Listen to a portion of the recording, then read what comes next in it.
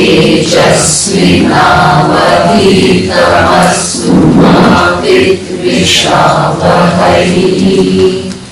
Om Shanti Shanti Shanti.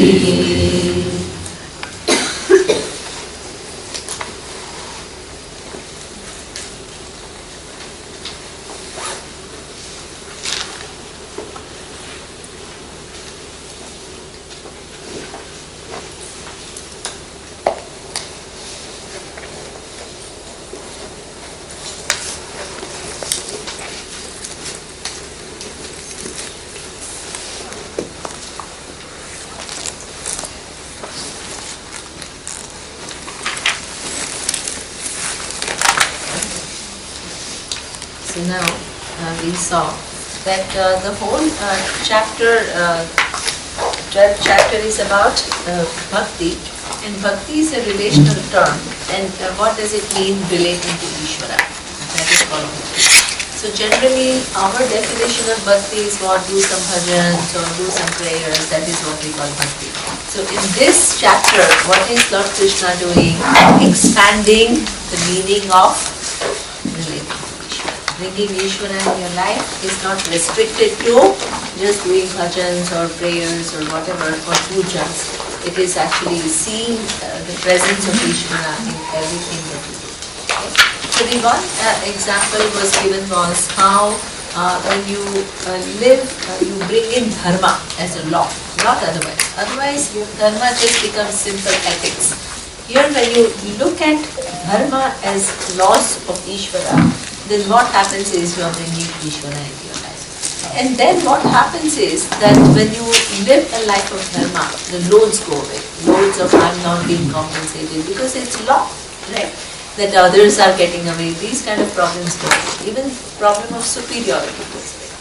Then what we saw is that meditating upon me.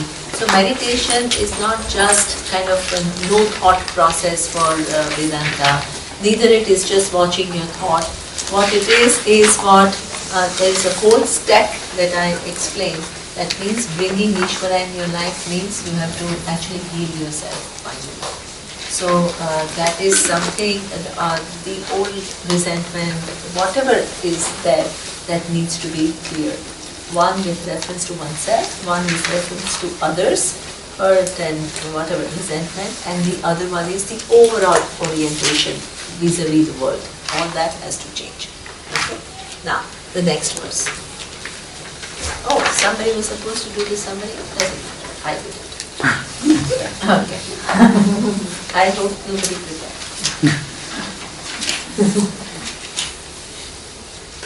Okay, now the 8th verse.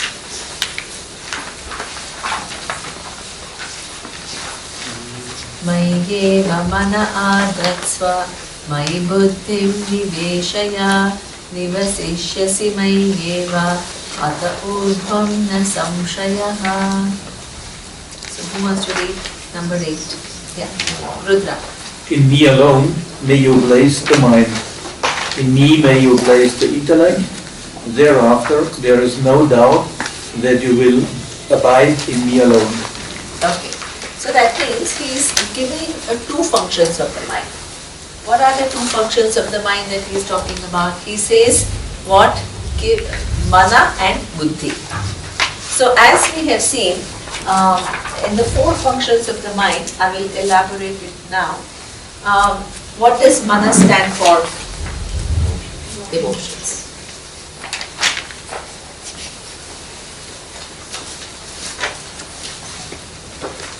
And buddhi stands for intellect.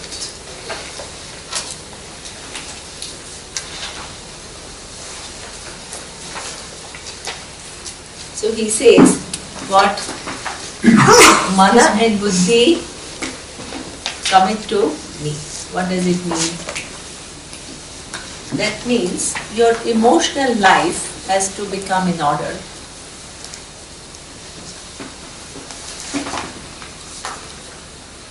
Now, let me first explain this, and then I will, and cognitive processes must include me.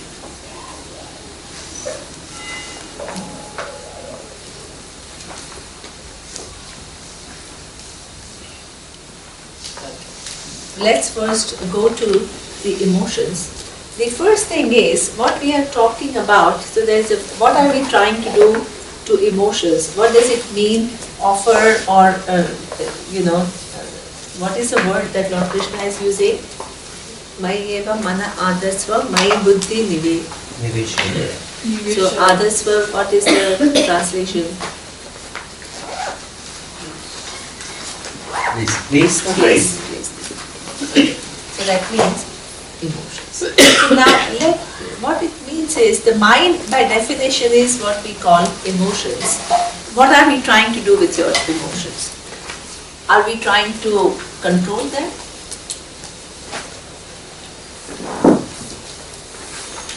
Controlling emotions is not really possible. Because if control was possible, what will happen? You will decide which emotion you want at any given point in time.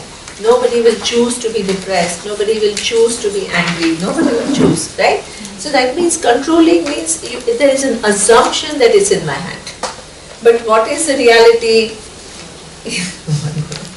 So this is why if somebody keeps telling you, control your emotions, you are in a what? In a kind of a vicious cycle. Why? Because you are asked to control something that you are not in control of. And then what it will do is, it will actually increase your load, because you said, I'm still not able to get over my anger, I'm still not able to get over my sadness. So you will increase your load rather than reduce it. So that's why the whole trick of emotion is not to try to control them. Why? Because they are not actually in your control. What we try to do is have a mastery over our emotions, our emotional life.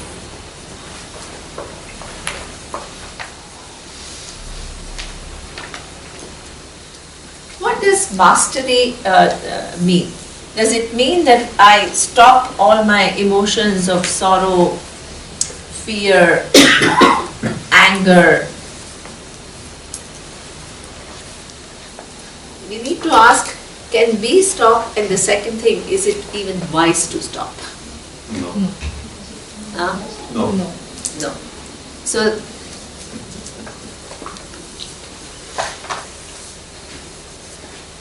we have to understand that the human brain is designed to have emotions. Nobody can switch off. This is what this whole point of Isvara being there. You have to work with the laws. Emotional laws are there, so you can't stop it. What you have to do is to learn to work with it. And in order to work with it, the first thing that we have to do is not to label emotions. Suppose I ask you, fear, is it a positive emotion or a negative emotion? Huh? Yeah, all of them studied. So right. So that means what? It actually depends. Why this fear? It actually depends. Why? Because suppose you are walking on this Ganga thing, and this construction is going on now, right? So it's quite risky.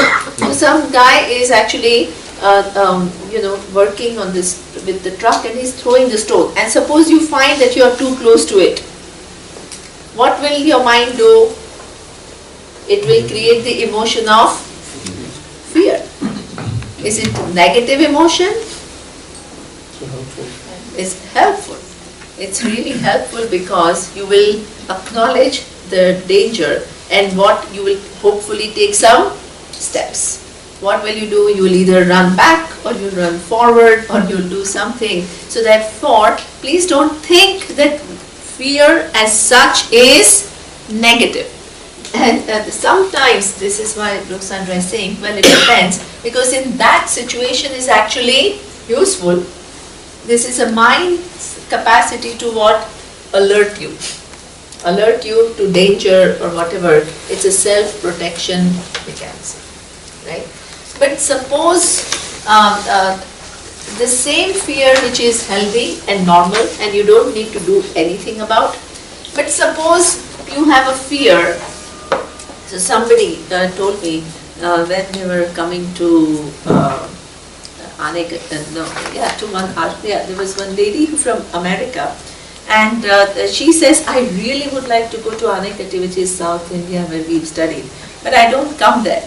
So I said, why not? So she says, because there are lizards, this, what we call? Lizards? Geckos, lizards. So that means, she says, I'm so terrified of them. I'm so terrified of them that I can't handle, and therefore I'm not going to come. So what it means, and by the way, I'm like that with reference to dogs. I get scared. So I don't want to talk about some lady I myself am like.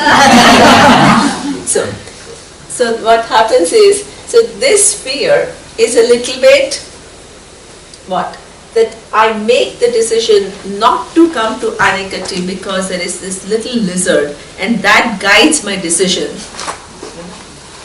So that means, now I have lost perspective, I don't do that. That's my maturity. Right? There are dogs, there is a cat, and I came and stayed at your place.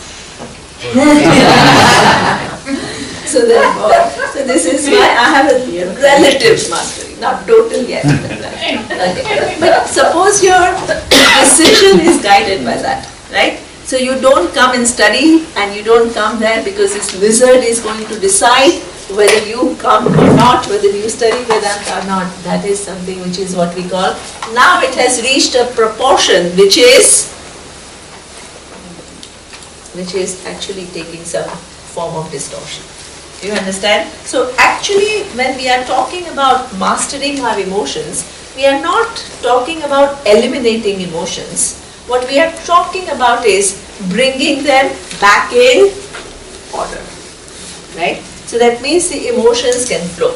And this is something which is so much part of this Indian psyche, that if you study Indian classical dance, right, some of the dancers, they do a performance. The performance is about Navarasa. Navarasa means 9 emotions that the mind experiences. And it's a celebration. There is nothing wrong with it. Right? So that means even fear is necessary, but when it goes out of proportion, what does mastery, and it starts affecting your decision making, and it takes it to some totally skewed levels, that's when you need to correct it. Right? Same thing with reference to sorrow, for example. Different situations in life actually evoke different emotions. That's actually part of rationality. Because that's called, so therefore, suppose there is a loss. You lose somebody who's very dear to you. And what is natural? Feeling sad. Feeling sad. Grieving, feeling sad. It's absolutely, in fact it is necessary. So that means, because if you try to control yourself and don't feel sad, if you don't express your grief and let it be processed, what it will happen is it will hold you. And it will hold you in ways, and it will affect your behaviors in ways that you cannot imagine. So that means, so we had this thing of coping. So we had a family, and they lost somebody very dear, and there was probably their own, very young son or daughter, whatever, I don't remember. So what happened is, the family was trying to not show it because it was what? The other kids would be affected. So what happened is, they actually started behaving as though everything is normal. But soon after that, what happened is that the father got diabetes. So that means it has affected in some other way. The mother herself was, feeling totally down, but she was much more clever. What she tried to do is write poetry. So when she wrote poetry, at least it got an expression. So that means you can divert it, but even today, when I read her poetry, many years, then you get tears. Why do you get tears? Because you can see somebody's pain. That pain is coming out so vividly, without any curbing. It's not being aborted. It is just an expression of pain. But once she did it, she was relatively free from it. So therefore, this is what we call, even sadness and sorrow is something which cannot be totally eliminated. What we do need to do is, we have to make sure that that loss does not go to depression. And also the feeling that I can never be happy in my life again. That is an extreme, that is a distortion. But the natural grieving is something which is very healthy. So that means what we are trying to do in the emotions is not to eliminate, but we try to actually, in order to correct them, we need to find out from which point it is getting distorted. I'm losing perspective. So that means, and you only need to change that. You don't need to try not to be feeling emotion. Okay? So that means depression means there is some additional thinking which is added on that requires a correction. This is why whenever you go to a psychologist, they will not start advising you. What they will do is, they will ask you questions. By asking you questions, you and they themselves will have an access to what are your thinking patterns. And what they do is they challenge those thinking patterns. Like, why did you assume this, or why do you take this? And this is how you help the person to see one's distortions in the thinking processes, and then the person can correct it. As you correct it, the emotions automatically get adjusted. So in most of the time, what we try to do is, we try to control emotions, or we say, oh, this is reached like this, let me bring it down.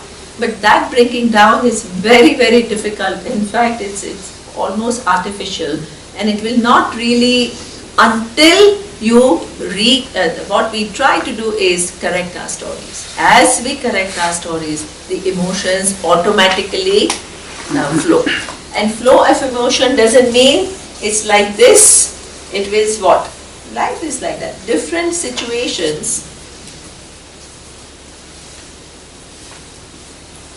call for different appropriate emotions. This is called rationality. In fact, if you lose your ability to emote, that is called psychologically abnormal. It's called blocked emotions. Somewhere along the line you have blocked it, and you have lost track, and you are living in denial, and that's not healthy at all. So, but the peaks and they are result of your story. Let me give you one example. So sometimes people, in the name of Gita, what is very, very popular is equanimity. You have to have equanimity. So what is projected is as though you should have not feel anything. No matter what happens, you have to be the same. That's not possible. So, and you see how absurd it becomes. Because I had a friend, and so you go to Gita class and you hear about equanimity and all, and you try to keep all your emotions all like, in this one line mode. So her daughter got engaged, and then she had gone to Gita class, so she told herself, that, oh, I have to be equanimous and I have to be just stay. So what happened is, everybody started noticing something which is little strange. Why? Because what is this occasion? Somebody is getting married. Joyous. Joyous. So that means in a joyous occasion, if you are like this, it sounds not in order. So her husband came to her and said, hey, what's wrong with you? Her daughter is getting engaged. She found a nice boy. Why aren't you really happy? Her daughter came, Mom, aren't you really happy? Because you're like, Then she came back, and I never told her that, but she had heard somewhere else. So then she comes back and she says, I was trying to be equanimous, But everybody was asking me, and I was trying to follow Gita, but everybody was asking me what's wrong with me. So that means you don't want to become this person who's unable to emote, unable to express joy.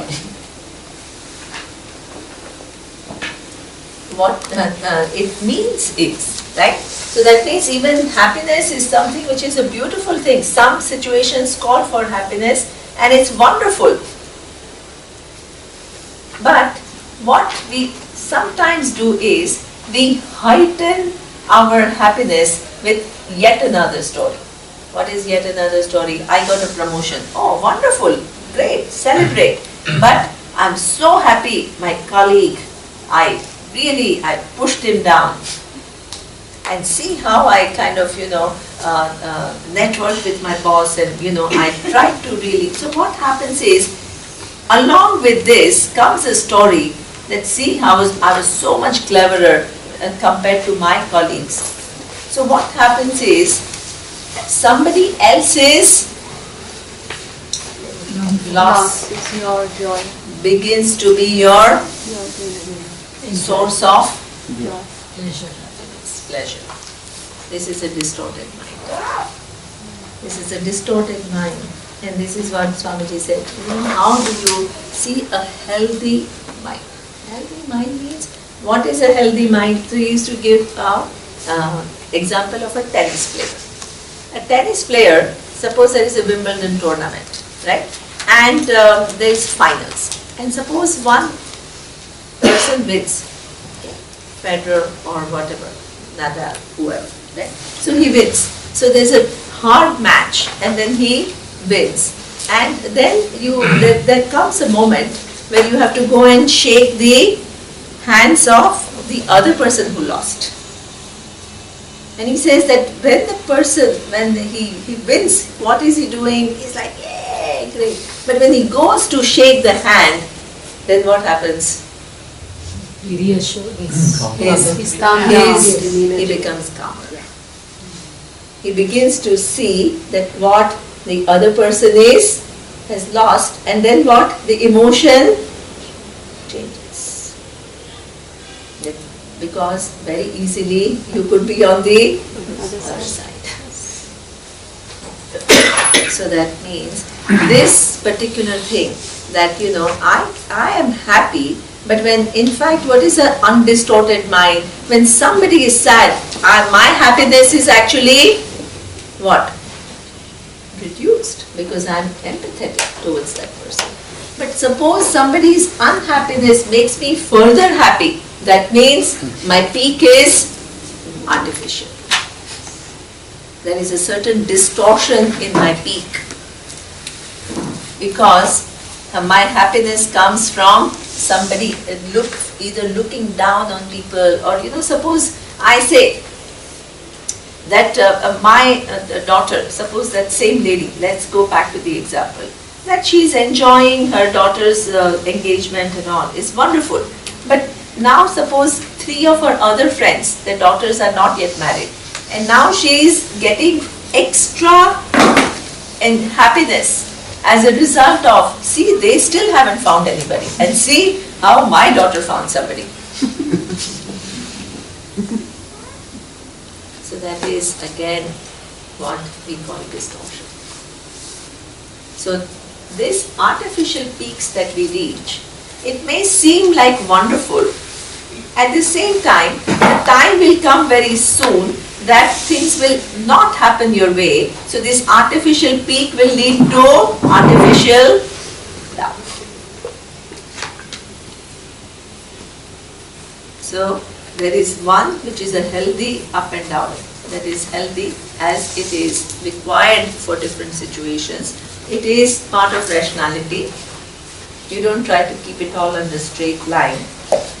But what we try to do is, the artificial peaks are experienced through stories which are distorted. And you can say, yeah, but so what? It's giving me an artificial high. But soon, when things don't happen your way, what will happen? It will reach rock bottom.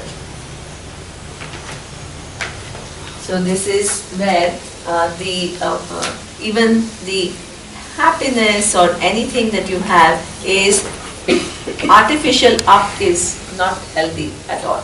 So this is what we call mastery over emotional life.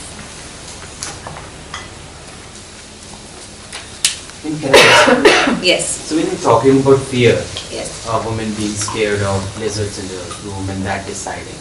So how would this mastery help us to deal with that fear, even we were to put that in perspective? Yeah, okay. So now there are so many, and this was just one little example. This is an easy example. I think even somebody told me that, they can do some, what they call? They can talk to you and they can actually help you to get over the fear. Hypnosis. Huh? Hypnosis? No, something, I don't know, maybe it could be, but whatever. Therapy. And it can be. So some kind of a therapy which is like she said, matter of 1 or 2 days and you can get over. But what happens is we don't do it. But suppose fear. Now let's not talk about, that was a simple example. But sometimes a lot of people, what they do is they have fear about future. There is one fact, that is, you don't know what is going to come tomorrow. That is a fact. But there is a kind of a mind orientation which looks at future only with anxiety. Because the future can bring beautiful things also. So when there are more than one possibilities, and if your mind looks at it only from one standpoint, then there is a distortion. Right? So that means, just give an example. One of my friends, she was saying that at the time of this financial crisis, there were many people, you go to a party and everybody is thinking about, so what will happen to us, and our asset fund is going down. And maybe you need to think about it and you have to take measures, but that is not the time of the party that it's occupying. So you can make the decisions and you can do this, but what happens, one tells one story, the other one tells another story, and the stories begin to be really big and you're so scared and you're not doing anything, and this is not the right place. So how the mind gets occupied with this fear, and the fear captivates the mind. Then you see the scenario like that, but actually what you have to do is be intelligent about it, and this is not the party, is not the time, but when you are in your office or whatever, change what you can do with your portfolio or whatever. So this is what we call the distorted fear. Distorted fear means it occupies so much of your mind that when it occupies your mind, actually your decision making ability begins to be declining rather than actually taking actions for that. So this is where the first thing that needs to be done in dealing with any emotion is to recognize that now it is reaching certain distorted levels. Because if you don't recognize that it is reaching certain distorted levels, there is no point of, you won't even think about correction. So you can say that, hey, now what am I, where is this? So you have to ask yourself, why am I feeling so disturbed? So there was some person who wrote one book, and he said, how do I know whether my emotion is healthy and flowing or it is distorted? So you have to ask yourself, because a rational mind can recognize that this situation there is a corresponding appropriate emotion.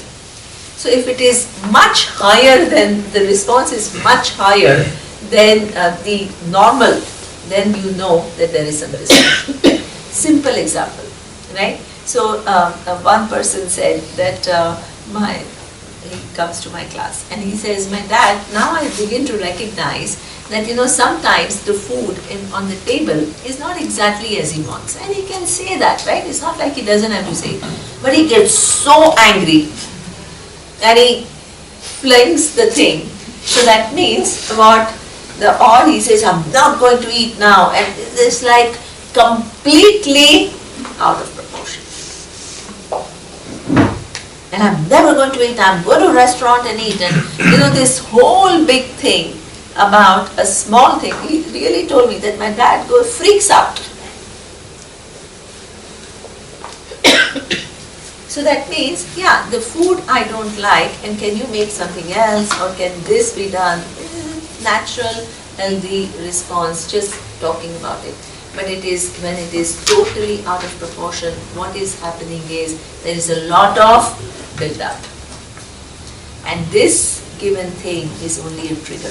So small triggers will create huge reactions. And this is when you understand that it is, the mind is reaching abnormal levels. So this time, the first thing is to recognize. After having recognized, you have to actually nurture your mind and talk to it like, what is such a big deal about it? You have to just, actually enter into a conversation. Why am I so upset? So does that mean looking at your emotions objectively? Sorry? That means looking at your emotions in an objective way. Is that correct? Absolutely. And actually enter, and then you actually talk, and you ask now, okay, this is something that I don't like, but right now what can I do? Not make this big drama or whatever. Right? I must admit I mistook that word equanimity for really objectivity. By looking at your emotions objectively, that helps to reduce that distortion, the distortion ups and downs, right? Yes. Okay,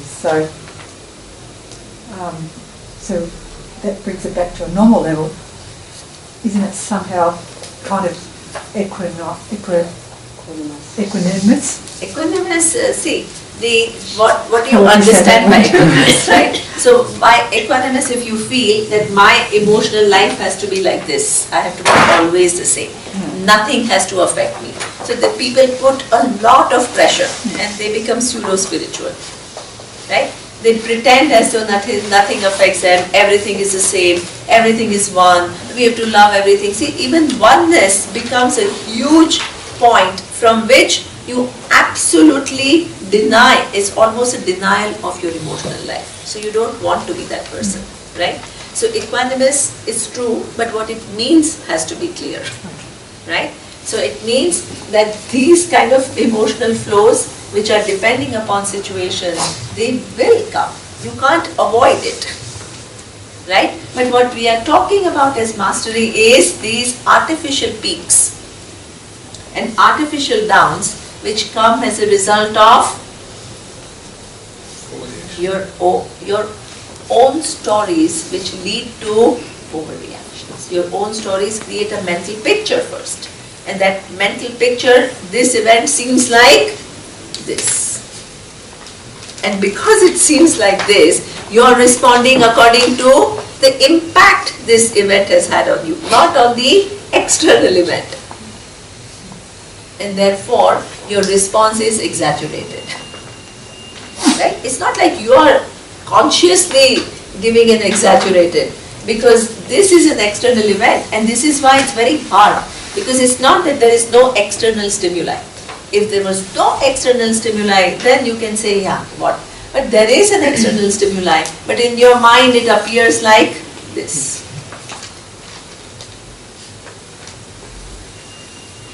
And when it appears like this, why is it appearing like this? There are some stories attached.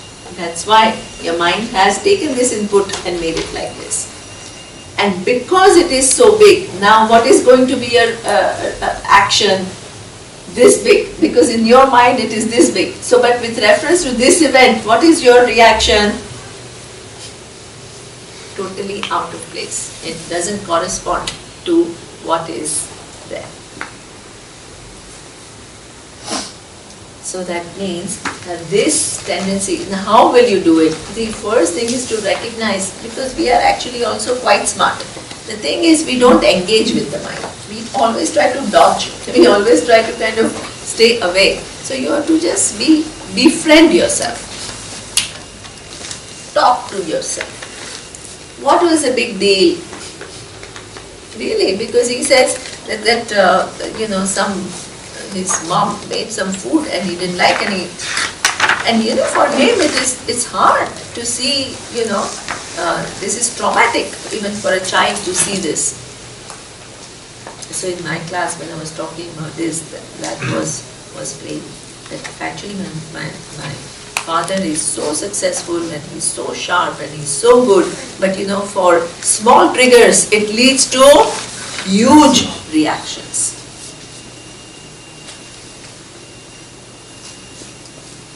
So the only way to correct it is you first say that, hey, such a big reaction, ask, is it needed? How else can I handle this situation? What are the options that I have?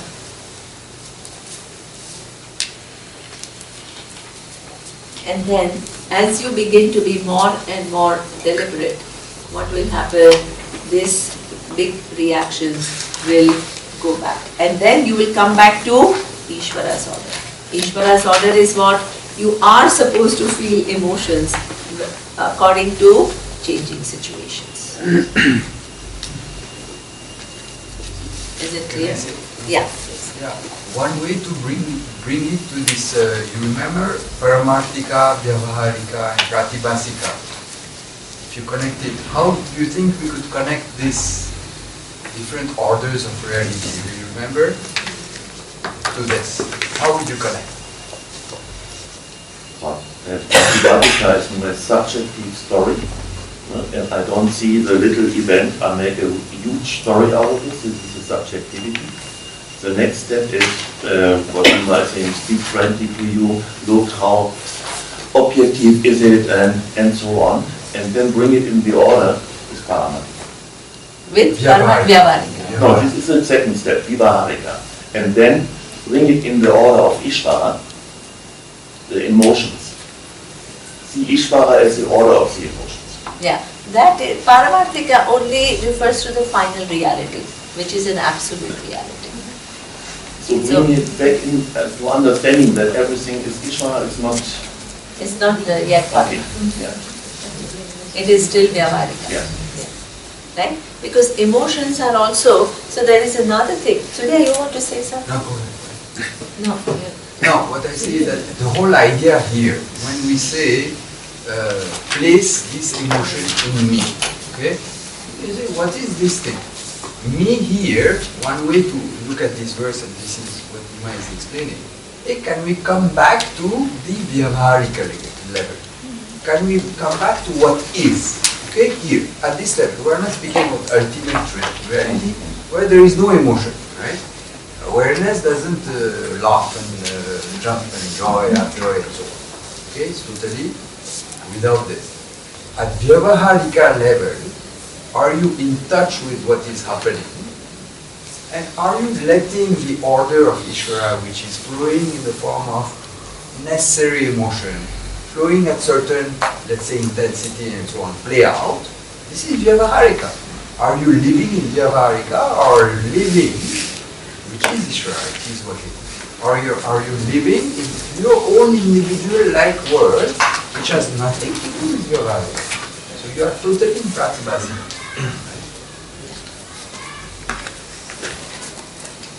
Right.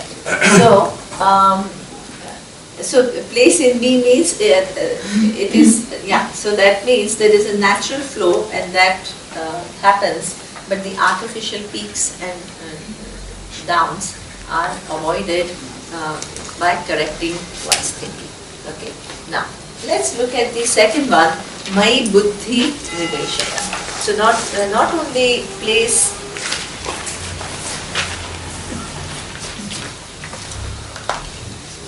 your mind in me, but also place your buddhi in me. We find cases where our cognitive processes, even if they are very sharp, so that means, suppose you are very intelligent and you have very logical thinking, this intelligence and logical thinking is only used with reference to things of the world.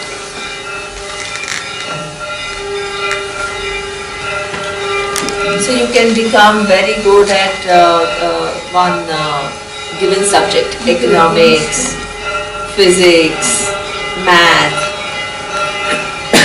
art, music. So that means your cognitive skills are extremely well developed with reference to a given thing, and as a result you can be highly successful, you can be doing well. But these cognitive skills are not developed enough to inquire into a bigger picture. So that means you can be very bright and you still can miss what? The presence of Isvara, the all-pervading presence of Isvara, and still your life remains very partial. So you can be a Nobel laureate, you can be a Wimbledon champion. So they are amazing people. They are not, their cognitive skills are also highly developed. But at the same time, they are restricted to this. They are not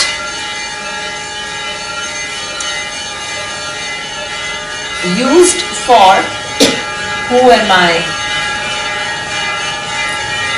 What is the nature of the cause of the universe? My relationship with the universe.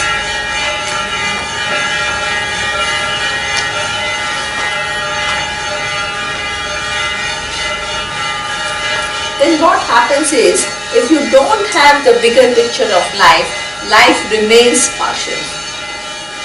And the partiality with which you live, the partial understanding with which you live your life will actually then distort your dealing with the world. So therefore, either you become highly aggressive in terms of your this thing, or you become highly passive.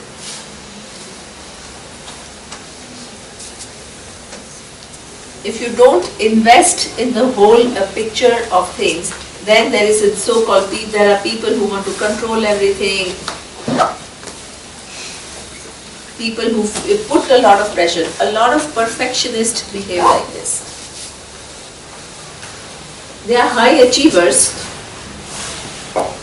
Perfectionist means you want everything 100%, and you push yourself and you push yourself and you push yourself. And people love to have suppose they love to hire perfectionist people. Why? Because you go all out and you achieve things. But those who are working with perfectionist people, they have a hard time. Why? Because as they push themselves, they also push everybody else. And everybody else then begins to be like, oh, what is this, So this is something which is a huge problem, because that's it gets disguised as I want to achieve a lot and I want to, it sounds good, right? But there is a lot of pressure within oneself. And that pressure also then comes out on others. Then constantly, looking down on others, or, that is one thing. The passive people are what? Passive people are diffident. So then what is happening is, in any group, you will have some aggressive people and you will have some passive people. And they all come together. So what is it meant to be? Each one has to, passive actually has to learn to be little more active and assertive, and the aggressive has to learn to be a little bit more relaxed and still assertive, right? But what ends up happening is, these people control and these people feel further passive. So actually the one keeps moving up and the other keeps moving down. This is actually, if the original thing was already skewed, then instead of coming to a balance, it goes further out of balance. And this is why what happens is, this is why the Isvara's program is great. So what happens, so husband and wife come together. They are different, right? So what you're supposed to do, suppose wife likes is social and she likes to go out and all that, and a husband is an introvert who likes to read. What happens is, what are you supposed to do? The coming to human beings, which are two totally different human beings, what is it meant for?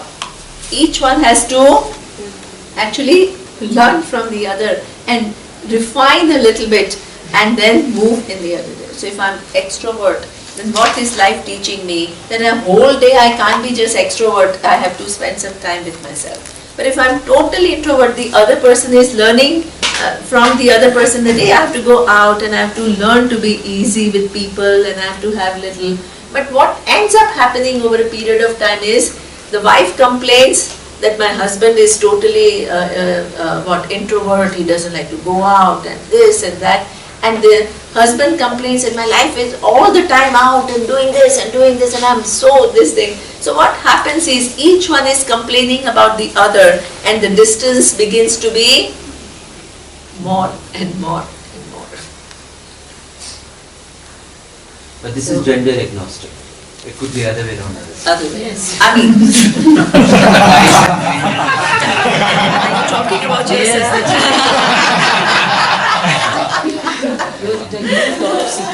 I mean, what I'm saying is if one person is like this, the other person is like that, and actually we are supposed to come together. But what happens over a period of time, the gap actually begins to increase rather than each one learning from the other, right? So same thing, in an office, same thing. The aggressive people try to dabao these people and these people feel more dabaoed, and then this becomes like over a period of time so striking, and then it creates a whole big atom bomb. Right? Then this becomes so unsustainable, and this demands become so large, then it just explodes. So this is why differences in life, differences in people is not a problem. That actually, if everybody was the same, there is nothing to learn, there is nothing to what. The differences can't become a problem, but they become a problem for us because we try to control others and get them to behave like we do.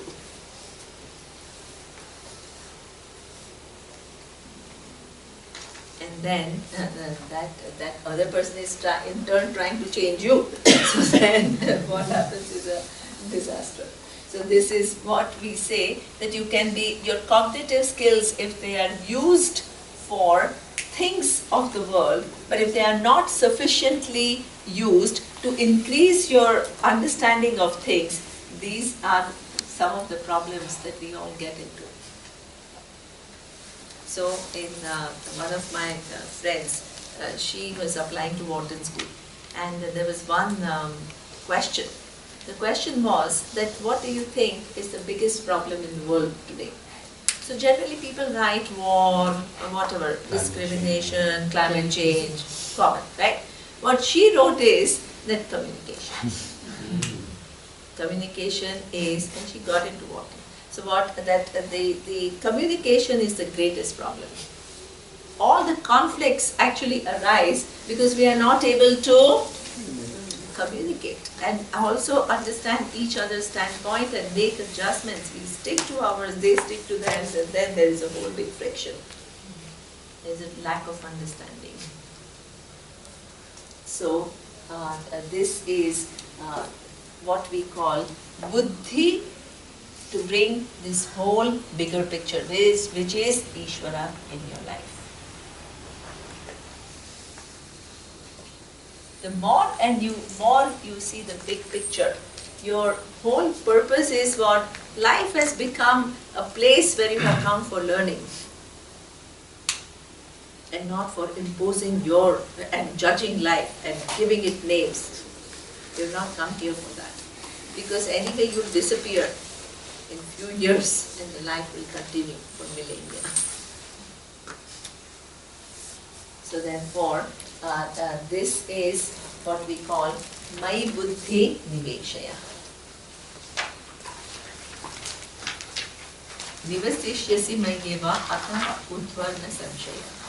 Okay, then when you do that, then your relationship with the world, your relationship with yourself, your relationship with everybody else, it begins to change. Your emotional life begins to be in order, and then that person is ready for knowledge. Okay, the next verse. The next verse is saying, Atha chittam samadhatum ashaknoshi mahi sthiram abhyasa yogena tataha mamichhaptum dhananjaya. Who wants to read? Yeah. If you are not able to absorb your mind steadily in me, Dhananjay, Arjuna, then through the practice of yoga, you may seek to reach me. Okay. This is something, this abhyasa is a very big word, and it's a very important word.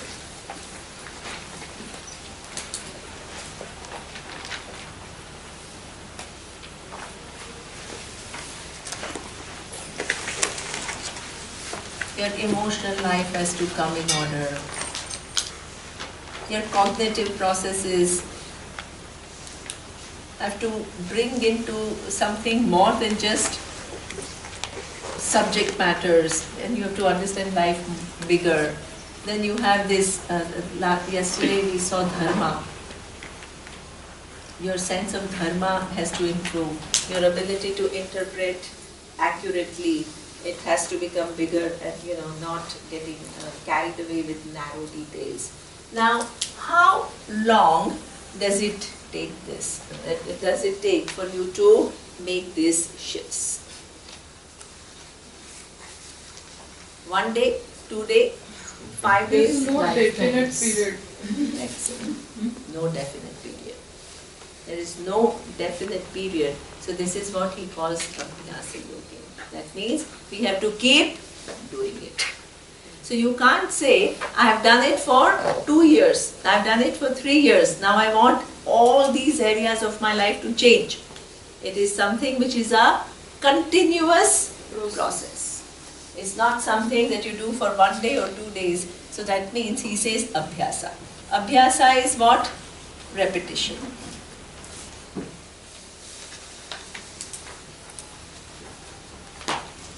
So the first day,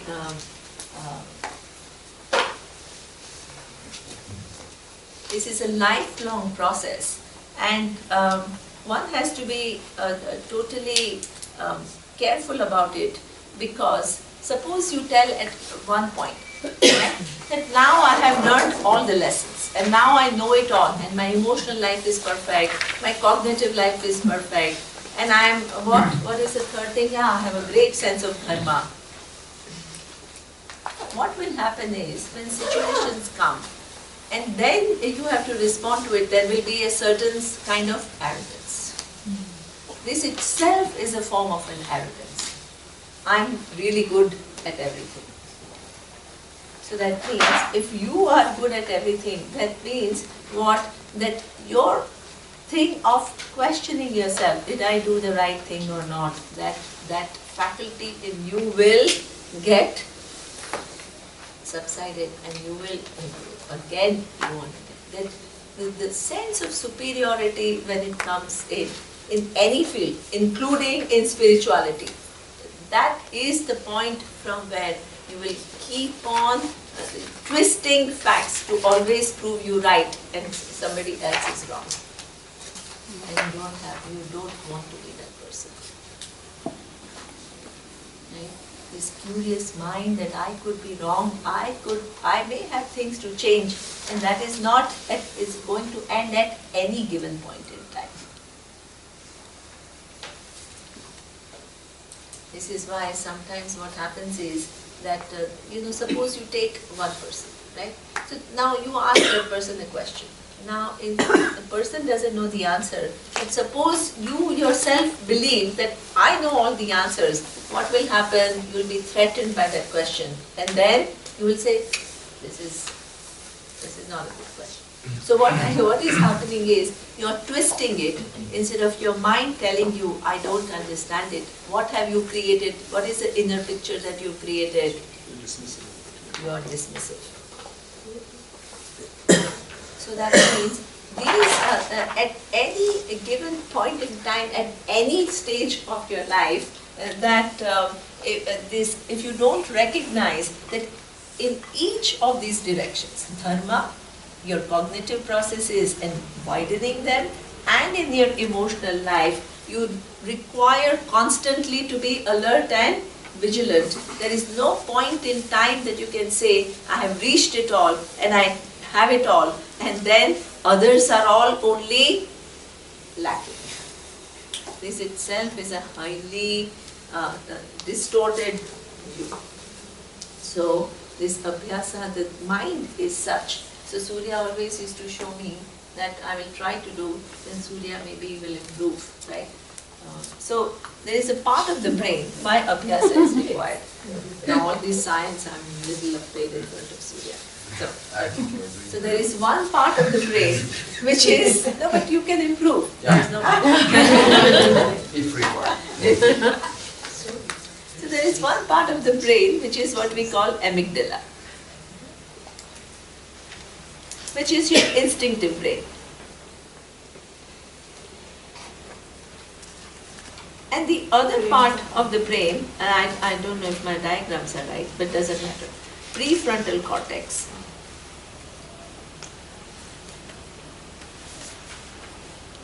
This is your cognitive brain, your brain which is able to process things, analyze, logic, all of this.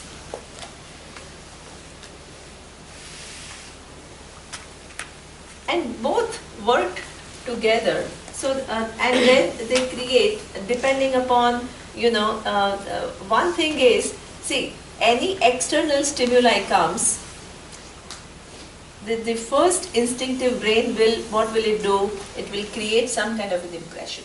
And along with this impression may come what? A corresponding emotion. Then, if you have developed your prefrontal cortex, the reasoning brain, only with reference to external subject like economics, business, finance, math, all of that, then what happens is that this prefrontal cortex is not able to assess that situation, so all your responses will come from your instinctive brain, which is your first emotional response. So now what you have to do is to use this prefrontal cortex not only for all of this, but with reference to your own behaviors. This is what you call, you nurtured yourself, you ask yourself the question, was this necessary? So as this begins to be stronger, your responses will be less from here and more from your understanding. So you can be CEO and you can be extremely smart in a complex problem solving, but when it comes to one situation where your emotions are triggered, you'll operate from here, and this part of you, which is a reasoning brain, is not at all available in this situation. It's an instinctive reaction and you begin to behave like that. Now, when you keep doing it, it creates what we call neuro patterns, right? Pathways. So that means if you're used to, in anything which is related to your personal life, you're not actually using your reasoning and trying to understand things, trying to understand your emotions. It has created what we call the neuron pathways. So that means this is how, at those triggers, this is how your brain works. External stimuli, immediately this pathway will get activated and you will behave like this. Now, when you begin to come to a knowledge like this and you begin to use your prefrontal cortex not only for external things but also with reference to your emotional, your relationship with yourself, what will happen is that when external stimuli comes, now you're more equipped here to do things differently. But these pathways are strong and your tendency is to fall back here. So what happens is it requires a lot of effort, because the minute that external trigger comes, your brain will move to this pathway. So what you have to learn is, as a result of this learning, what you have to create, loosen this pathway and create yet another pathway, which is more based on wisdom.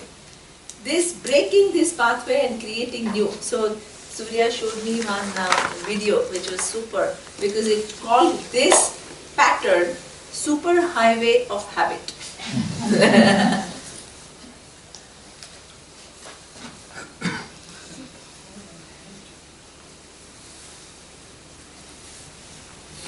This is habit. Super highway habit. Of habit.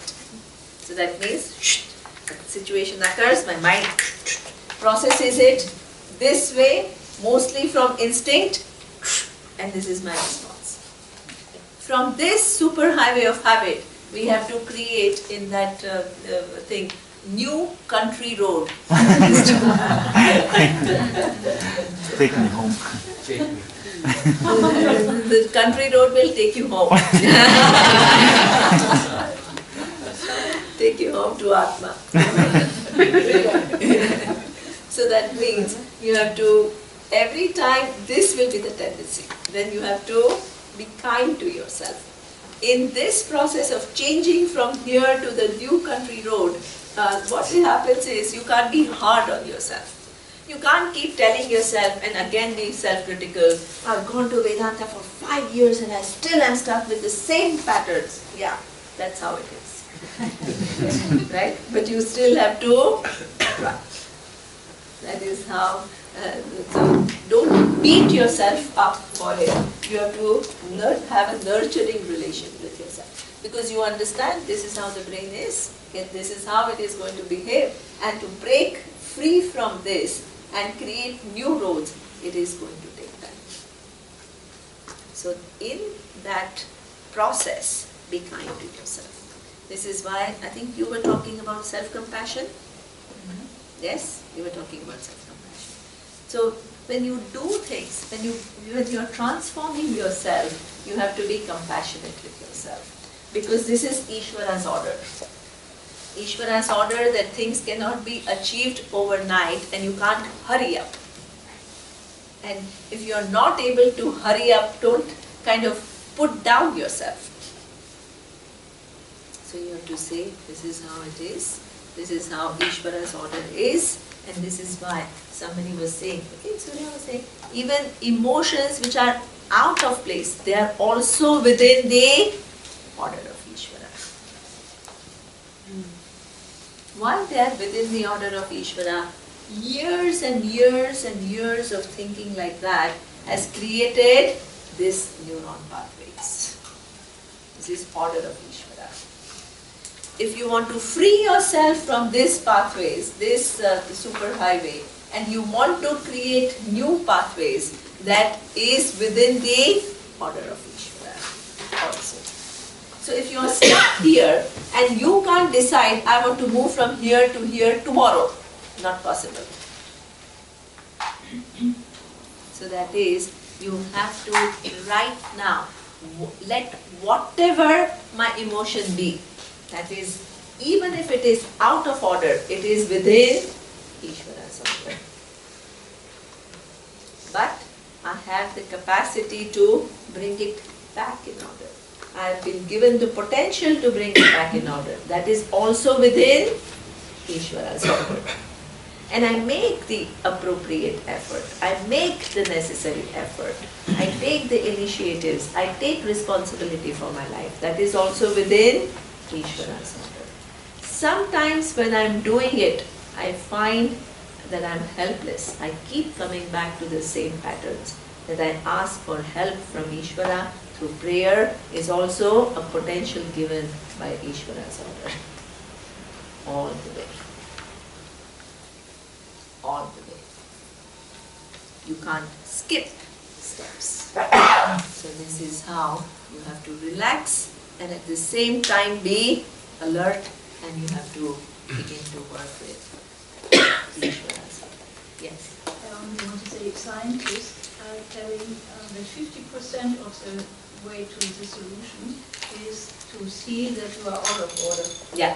Then, and this will relax Yes. immensely. Yeah. So that exactly. So when you're out of order, but it's okay, even that is within Ishvara's order. Because there is a cause and effect. There is a reason. What does it mean that then there are causes which has led it to be out of order?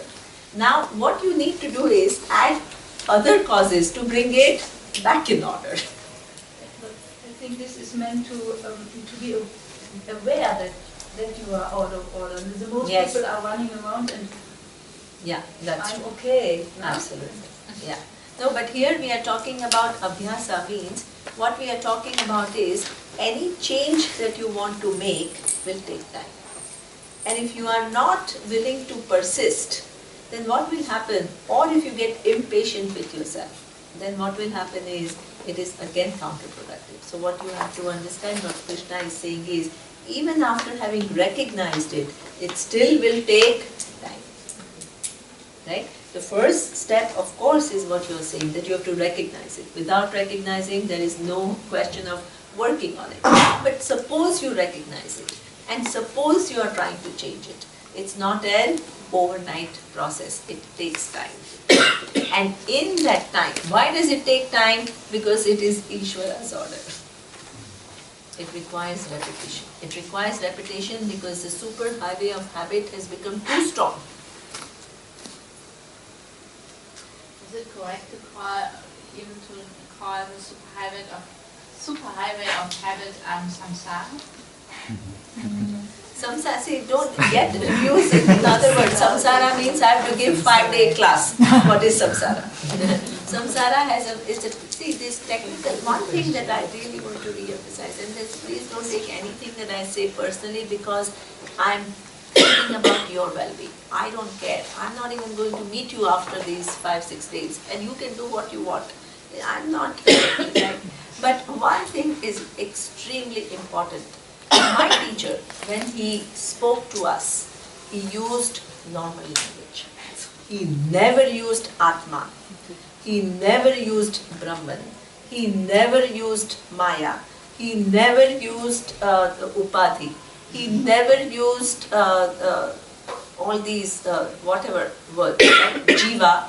He never used these words. He was just talking normally. Because these are technical words which are meant to convey something very specific to you. You don't use them as your day-to-day conversation.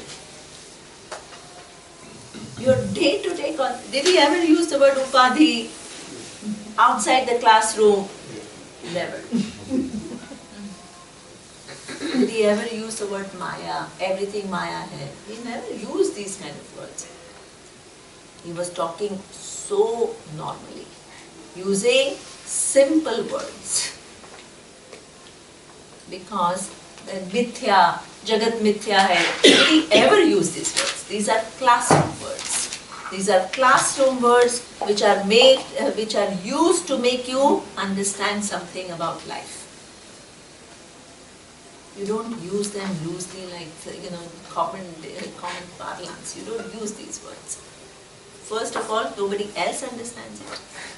Secondly, we ourselves don't really understand what we are talking about. So avoid the words where we don't know, because suppose I ask you to define what do you mean by samsara, it will be very different from what I will tell you what is samsara. This is, please don't think it's for your mental clarity. It's not for me. I don't lose anything. You can do what you want in your life. It's your choice. But we have to learn to say things that we understand. We can't begin to talk about things that we don't understand.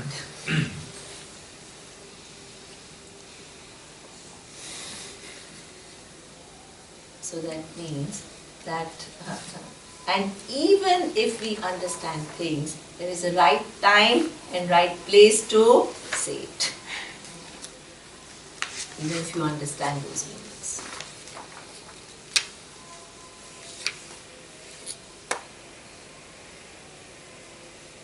So that means this samsara is a big word. It has huge connotation and it is given within a context. What is the samsara? So that means, okay. So can you rephrase your question with simple words, without Sanskrit? Well, my question was if it's proper to say that what you described as a super highway of habit, or even the other way, the country road of habit. The country road is a country road of wisdom. So that means you have to stay with the super highway of habit. Yes. If it would be proper to call it a synonym to samsara, which was my question. No, but I don't know how I shall put samsara out of this question. Yeah, because then you have to explain to me what you mean by samsara. Because if this is your question, then you have to ask. I'll ask you, what do you mean by samsara? I mean by samsara that you develop a kind of habitual reaction to situations which you ever go through in a kind of automatic way. This is called automatic, this is called super habit, that's not called samsara. No, she means samskara. No, samsara. I don't think she means samsara. Now we have two words. I think she means samskara, not samsara. Okay, let's avoid using words that we don't know without defining them, right? So that you have habitual patterns of thinking is not called samsara. No, she doesn't mean samsara. Because logically, then Priya, you're in trouble now. I think she means sanskar. No. So now, for your word, now I'm asking you, what does samskar mean? Not samskar, sanskar. Sanskar. What does it mean? It means your innate, natural habit or your nature. Behavior. Which is the innate? This is a loose understanding of the word. I don't know the technical meaning, like Maya is useless. That's all I know. Okay, so let's not use loose understanding words. When you know something, you learn to use words that you know, so that you know what you're asking for, right? So that is, ask simple questions. Simple questions means what? This is a pattern. So now, what do you gain? Ask yourself, what do I gain by introducing one word called samsara or samskara? How will it help me? Maybe just to break the monotony, can I ask a different question? Okay, there are lots of questions. I'm really happy because even though everybody complains I'm strict, nobody stops asking questions. So that's good. You're feeling free enough with it. That's wonderful. I'm happy about that. Okay. So, from what I understood, your response is broken up into your initial, amygdala, and then you've got your prefrontal cortex. Yes. So if somebody were to be an impulsive person, I would therefore believe from what you said is his initial reaction is from the amygdala, right? What he sees and immediately sort of. Yes, absolutely. So therefore, would the advice be that he or she ponders over it for some time, so that then you're able to invoke thoughts from your rational mind to then come with a reasonable outcome? Yes, that's a good way. It's a good start. The only thing is that our rational mind is generally used only for these things. So what happens is somebody gives you an input about what is emotional intelligence, what is the nature of the world. So that means unless you have some additional information with which your prefrontal cortex is endowed with which it can process this, then this learning can take place. It could both be internal as well as external. If you end up taking time, which therefore would mean that you could invoke external information and then come up with a reasonably sane decision than being impulsive. See, it's true, that is one possibility. But sometimes what happens is we are caught within our own frameworks and we are not able to see. This is why people go to a person who is able to see your problem not from your angle but from somebody, So this is why we invest in wisdom. Just by thinking about ourselves, maybe we can improve. But ultimately you need a kind of that's why we go to training sessions, we go to seminars, we go to these self-help things, we come to Vedanta. Why? Because you want to increase the overall infrastructure. Like how here you have invested, right? You could have sat with yourself, but it doesn't just immediately come.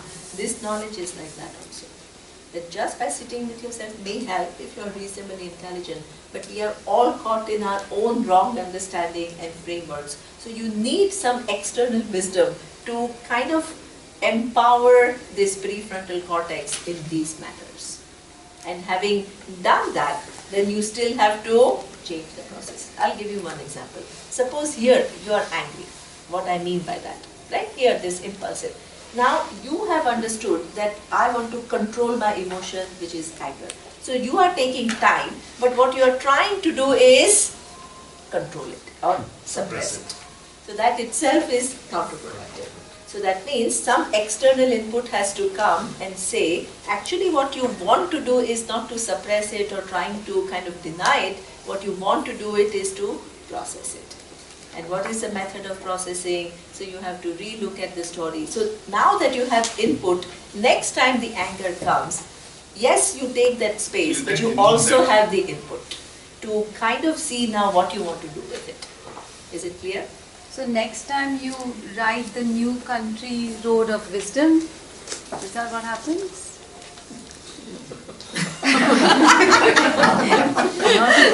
That can become the highway. So now what happens? Then that becomes the highway. That becomes sorry. What are we trying to do is, we are trying to free ourselves from here and we are actually creating new patterns, right? But this, to move from here, which is almost automatic, to this new processes where the inputs have come, right? If you try to do on your own, maybe you can do a little bit, but the external inputs, which is wisdom inputs, are very much necessary to give your brain the infrastructure with which to deal with it.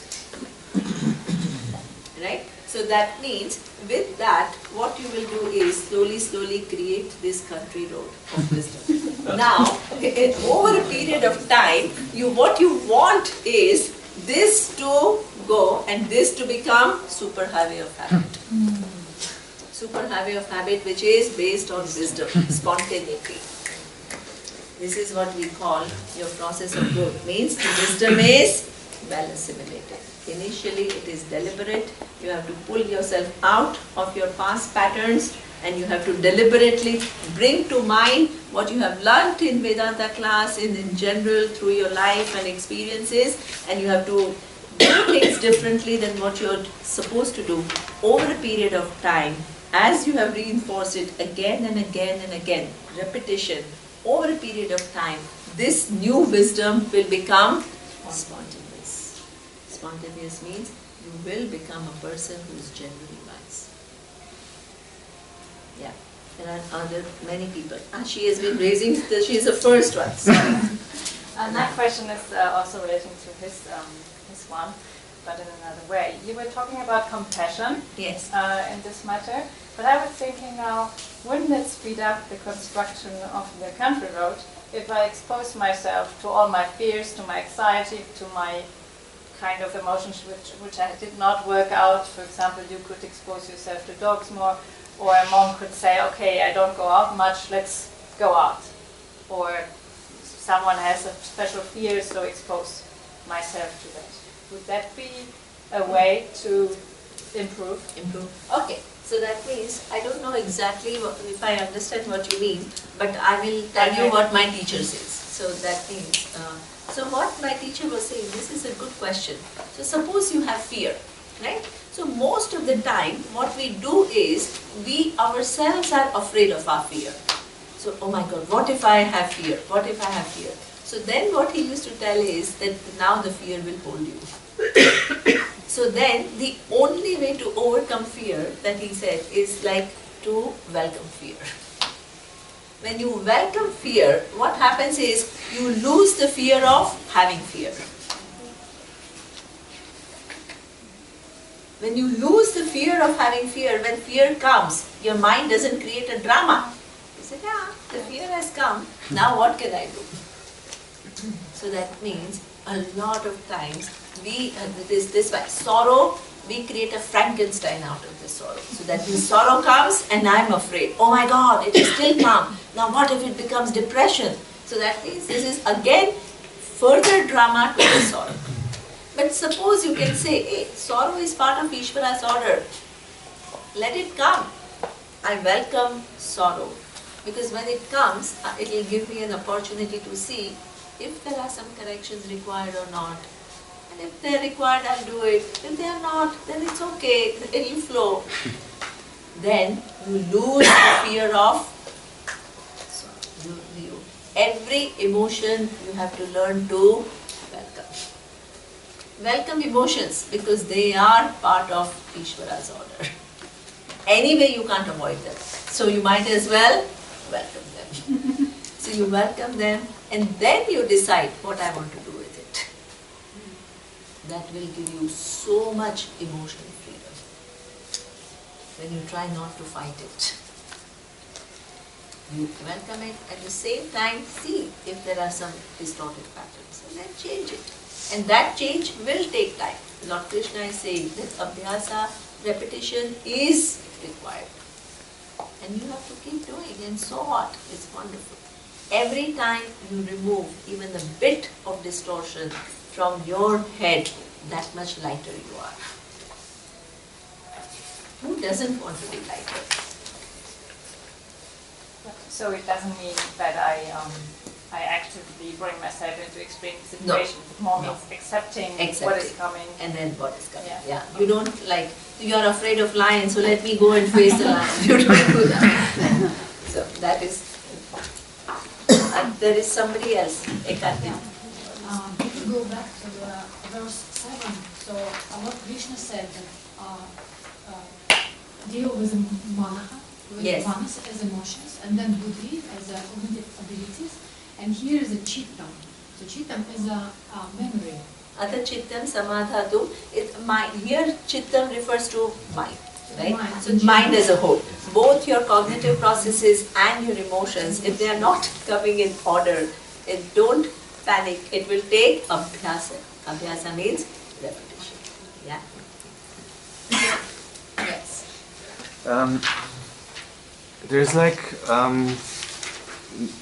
There's like emotions, like I feel angry, I feel happy, but there's also I am shameful, or I'm a shameful person. So, I mean, it's also an emotion, but it's based on my self-image. Do we deal in the same way as with the...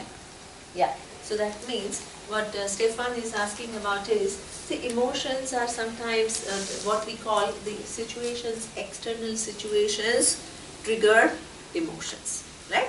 Different situations, one situation will call for sorrow, one for this thing. This other thing that all of us feel some shame. Shame means, what if I go and what if my teacher says, no, this is not a good question, then you feel, oh my God. Suppose, so this little bit of shame, oh my God, how will it be received by others? This kind of oh, will I be accepted? So that is this lot of things that we don't accept about ourselves. We ourselves create shame for us. You don't want to show it to anybody. You want to hide it from everybody. So this is what, so for example, so I'll give you yet another example, which is a nice example. So somebody went to Swamiji and said, Swamiji, I'm really ashamed. So what is the, I'm ashamed, what? That Swamiji, I used to lie a lot. I used to say so many lies, and now I'm listening to you and I see that, oh my God, where is my mind? But I've already done it, so now I'm feeling ashamed. then Swamiji used to say that you have to solve the problem that you have to do, that from somebody who is kind of habitually at times misrepresenting facts, you have to learn deliberately to begin to represent facts accurately. That's the work that you have to do. But the additional shame that is attached to it is increasing your load further. So when it is increasing your load further, it is not allowing you to deal with this problem, because not only now, before you had one problem, which is lying, now you have second problem, which is lying and shame. So that means what we are trying to do is to unload ourselves and not to further load ourselves. So sometimes he used to say, sometimes his answers were like totally radical, that you will not expect. So he would say that, the first thing that you have to do is to let go the shame that is attached with lying. How do you do that? You go and you tell somebody. Somebody that you think will not abuse you, somebody will not, take advantage of you, some wise person. And suppose you tell that person, that I am feeling ashamed that I lied. And suppose that person says, it's okay, almost everybody else does it.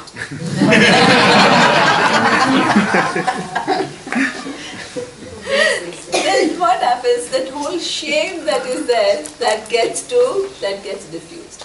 You have to sometimes find humor to lighten it, right?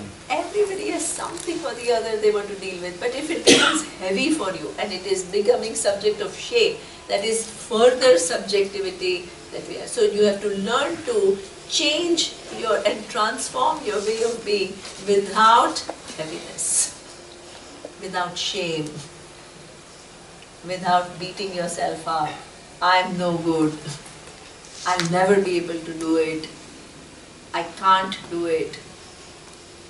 This is something that is unnecessary.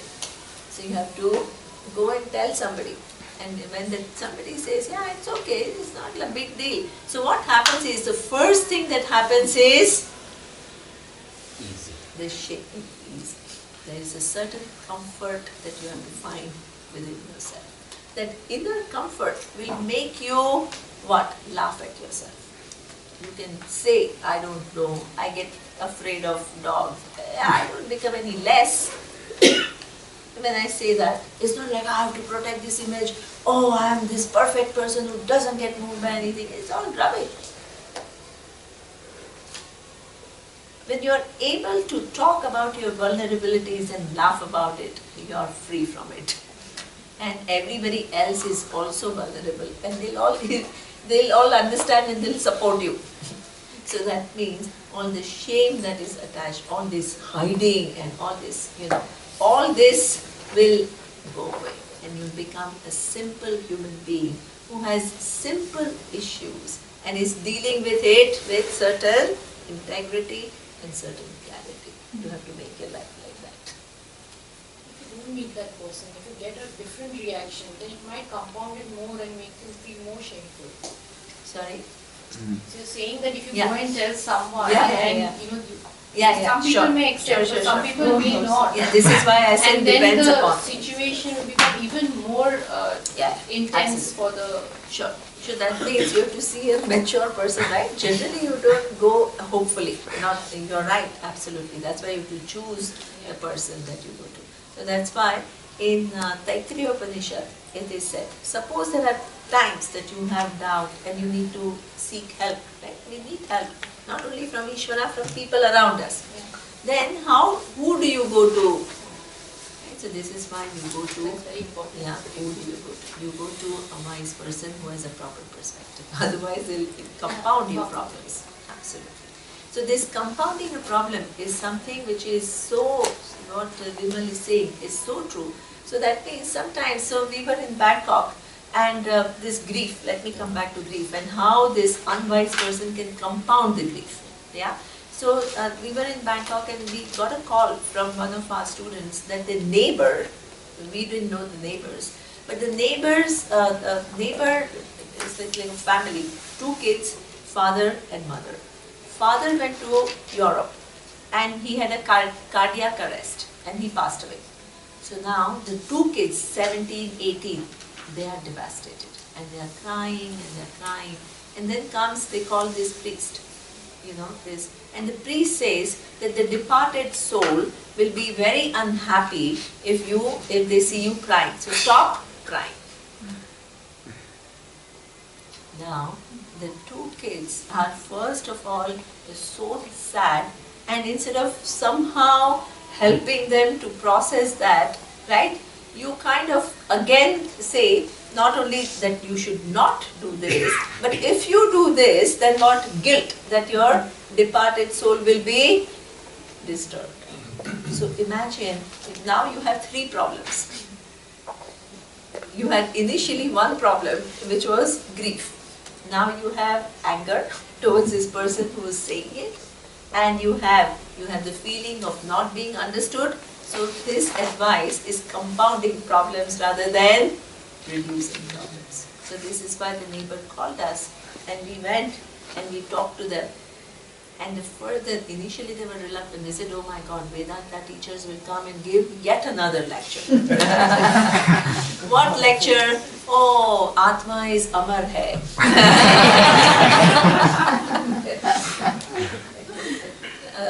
Atma is not dying. Right? So that means this is not a time to give a lesson. This is a time to understand that we can support that. Right? And the first thing we said is, if this is not the day that you cry, when will you cry? They were so relaxed.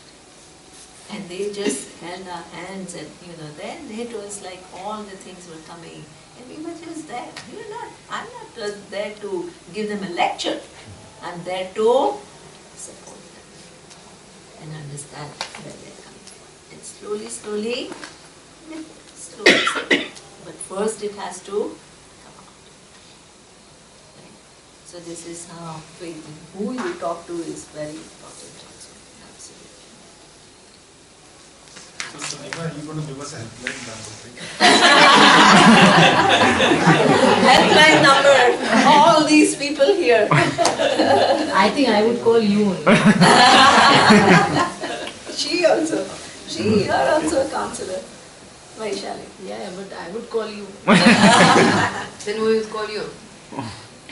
We want some answer which is lifelong, life story that Not father used to compounding. come on dining table and he used to shout like, this is a story. Father used to come and he used to shout, I don't want this, I don't want this food and this.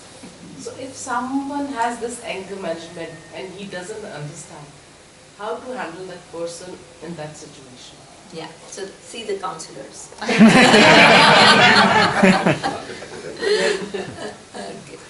So. I have a very simple question. Abhyasa yogena, what yoga is referred to here? Okay, so that means here it is not referred to, that means that is this, yeah. So, what is the translation? Through the practice of yoga, means of yoga. So that is, yeah. So that means it's not, here it could mean karma yoga, but karma yoga we haven't seen. But what is the purpose of karma yoga? Okay, let's look at what is karma yoga. In this retreat, I'm not going to do karma yoga, so don't ask me the question, what is karma yoga? Because that will be too huge, right?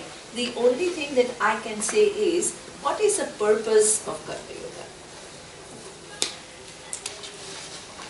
So, this whole Bhagavad Gita is divided into 2 parts. One is what we call Brahma Vidya, and the second is called Yoga Shastra, which is also in common parlance, it is called Karma Yoga. So what is this Brahma Vidya? It is making me think about all the things that we are talking about in the morning. What is the nature of Atma? What is Isvara?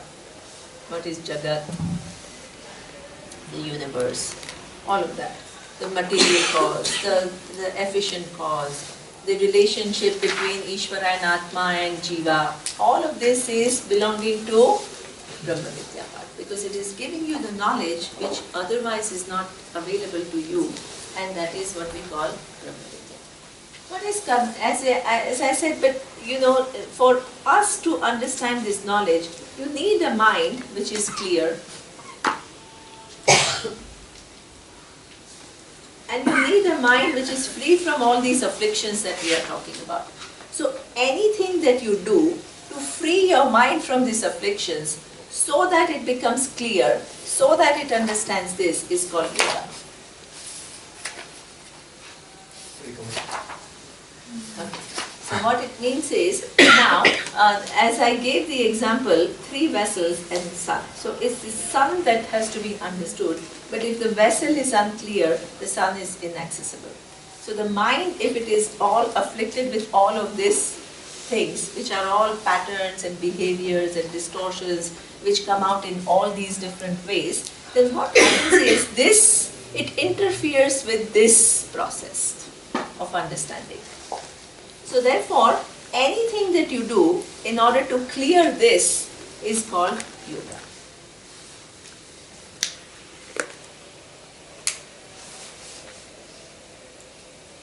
Is it you? Yeah. Somebody has, Ekal, you had? You had raised your hand? No? Okay. Oh, you asked. Oh yeah, you had asked once. Okay. Now my time is over. Okay. So this is not Abhyasa. Abhyasa. Not Abhyasa. Okay. So now I will do 10 tomorrow. Anyway, it's I'll do the 10, which is yet another huge topic I will do, and that is, I think one Patricia class or Jen class, I don't know who asked this question, but there is this whole thing, is yet another dharma, is another dimension to dharma, which is your swadharma. So the first one we saw is universal ethical values, but the other one is your unique duties and responsibilities. So the next verse will talk about travel.